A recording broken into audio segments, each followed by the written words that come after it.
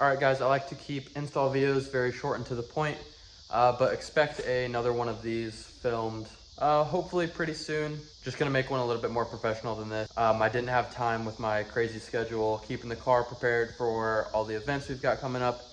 I'm juggling a lot, so I didn't want a real legit install video to be the reason we put off releasing the angle kits. So bear with me for this one if you have to watch it before the next one comes out.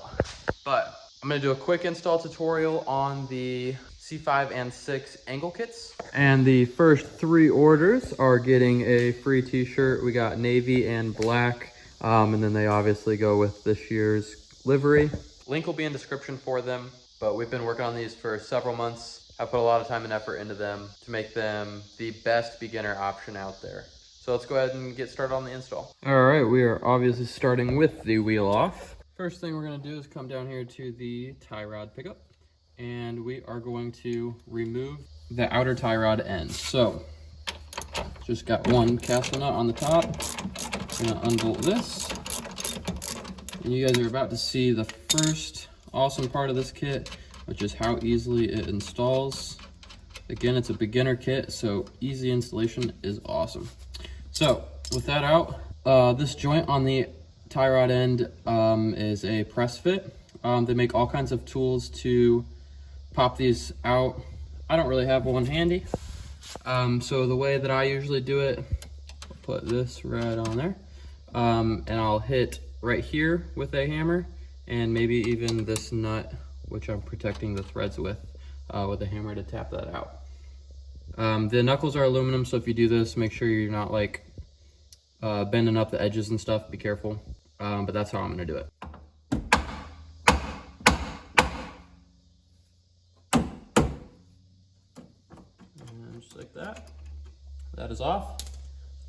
It also might be handy, mine are already loose, but it also might be handy to loosen up this jam nut and then put a 13mm on the tie rod here and start to loosen this outer tie rod off. If they're seized up, once it's out of the knuckle, it'll be a little bit harder to get off, but mine is already loose. So you're just gonna go ahead and completely remove the outer tie rod end now.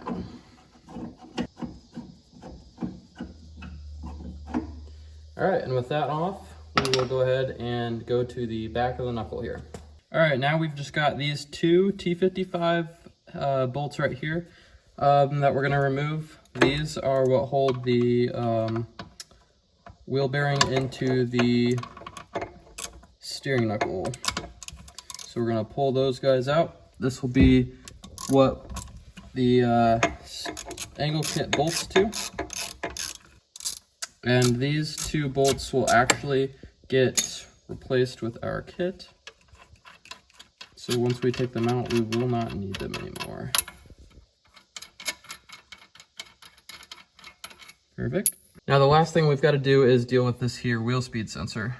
This clip pries off from that tab and the wheel speed sensor unplugs just like that. And then we've got to take the metal clip off the back of the plug. It's just got 2 tabs there on either side. You might have to pry those out a little bit and then it'll just slide out of the clip.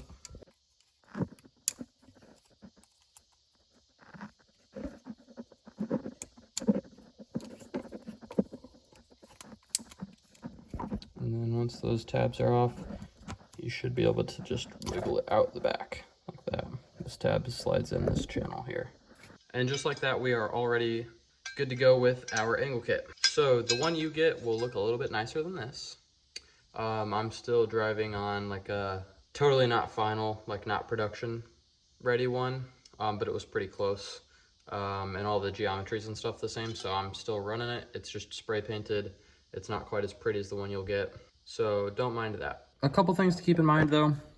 They will come with this joint already installed. It'll have nicer hardware than this. This nut that's welded into the top plate here is a deformed nut. It's like kind of oblong, which will help hold the bolt in.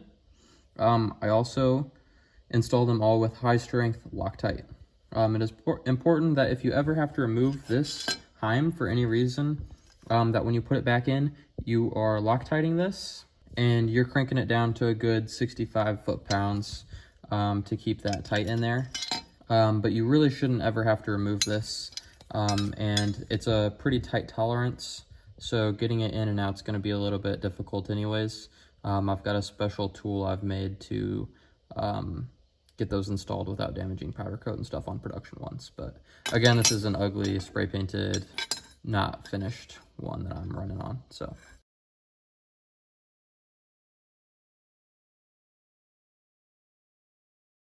And this last bolt is going to drop in right through the pickup point. And we got a little bit nicer hardware on the production kits. So I first tighten this one up, and then I tighten the two on the back here.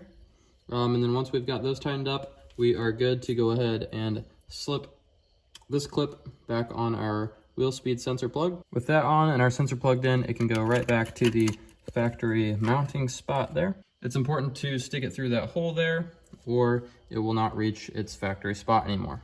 Now with that on, we are ready to go ahead and use our new tie rod sleeve to connect our tie rod to the angle gap. Now, the order in which we do this is actually important. First of all, the threads on both sides are different. The smaller side is going to go for our tie rod, and that is right hand threaded. Make sure you've got a jam nut on there first and begin threading that on. We're actually going to thread this a good bit on before we attach it to the heim joints. This is just to keep clearances good. If this sits too far up the threads on the heim joint, it can cause some clearance issues. What I have found is that starting about 1.5 inches back from the end of the threads here, so from the front of this to the end of the threads right here, make that distance is about 1.5 inches. That's going to get you about where you want, since the distance between this and how far up these threads and these threads, or how far this way, matters. We don't want it too close on this side, but you still want the right amount of thread engagement. So make sure you're getting good thread engagement on either end. But typically I start from about there. Now this part is the trickiest part of the whole install. So right here is right hand threads, and this is left hand threads. Tie rod sleeve, it's going to be moving that way because you're tightening it, which is away from this. So we need to make sure that we get this pushed into the sleeve, and then that you're also pushing the rotor and the whole knuckle towards it while you're tightening so that it can get those threads engaged. If that doesn't make sense, I'll kind of show you what I'm talking about. Hopefully you guys can see okay. And also, if you don't get the threads started on the first attempt, then that distance that we talked about here, this 1.5 inches, is going to change. So if you're trying for a little bit and you keep tightening it and you're not getting the threads to catch, then you'll have to unscrew that back to that 1.5 inch gap we talked about. So you'll see now I've got the threads on this heim joint sitting in the sleeve, ready to be screwed on. And I'm going to start twisting this. And again, it's going to start pulling that way, away from the threads. So I'm going to keep constant pressure on the rotor here to keep the threads into the sleeve so that the threads can bite and we can get it tightening up here.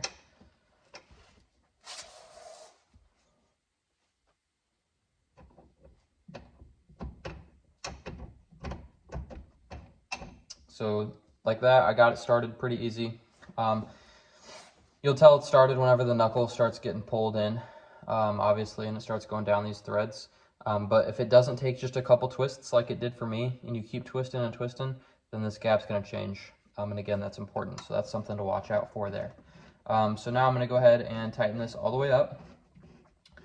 I'm not going to go too far into depth on showing you how to set toe. There's already several videos out there on how to set toe. But this right here is going to be the adjustment for your wheels to toe in or toe out. And if you don't set this right, your steering wheel can be crooked. If you're not toed in enough, it'll feel all darty. If you're toed in too much, all your steering can get messed up. So if you don't know how to set toe, there's YouTube videos about it. And if you don't feel comfortable with it, take it to an alignment shop. It'll be really easy for them to set toe. But I will say that with this kit, it is going to be important that when you do set toe, If you've got an aftermarket steering wheel, sometimes you won't put them on right in this where your steering rack would be centered. And what I mean by that is if your wheel is straight, so you're driving on a straight line and your wheel is straight, if you didn't get that steering wheel turned on or put on right in the center of the rack, then if you turn all the way left, you might get like 2.5 rotations, and then all the way right might only be 2 rotations. So you want that steering wheel straight right in the middle of your rack where it's going to be 2.25 rotations on each side. And 2.25 is just an arbitrary number. I don't know how much actually degrees you're going to get like out of your steering wheel. So it's important to make sure that your vehicle is driving straight when your steering wheel is turned to the center of the total travel on either side. This is important because you don't want to have more angle on one side than you get on the other. With this kit, we've designed it so that you're getting the maximum potential out of your stock arms, uppers, lowers, your stock knuckle, and your stock brake lines. So let's say that you put your aftermarket steering wheel on, it wasn't completely straight, so you got in an alignment that fixed it. Now your car drives straight and your steering wheel is straight, but you're getting more steering angle turning left than you are right. Since this is maxed out for stock everything, if you put this angle kit on and now you turn all the way full lock left, you'll be going even further than it's designed to go.